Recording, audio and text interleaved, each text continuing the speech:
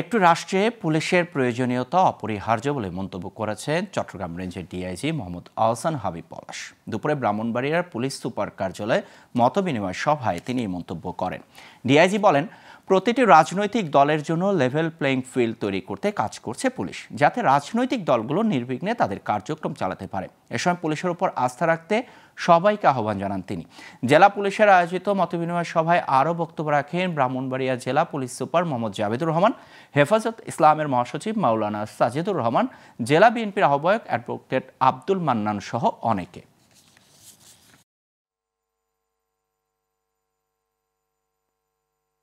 ওসিদেরকে বলার চেষ্টা করছি যে আপনারা হবেন সবার ওসি, কারো দলের নয়, কোনো মতের নয়, কোনো আদর্শের নয়, কারো বগলের মধ্যে থাকবেন না। পাশাপাশি আপনাদের কাছে চাইবো, আপনারা ব্যক্তিকে চাইবেন না, আপনি চাইবেন সেবা, পুলিশের সেবা, সেটা আমরা দেওয়ার চেষ্টা করবো। কিন্তু আপনাদের প্রতি আমার আকুল আবেদন, আপনারা যে ভাবনা নিয়ে যে আল্লাহ আমাদের যে উপহার দিয়েছেন রাষ্ট্রটা, এই রাষ্ট্রটা যেন আমরা সত্যিকার অর্থে জায়গায় যেতে পারি।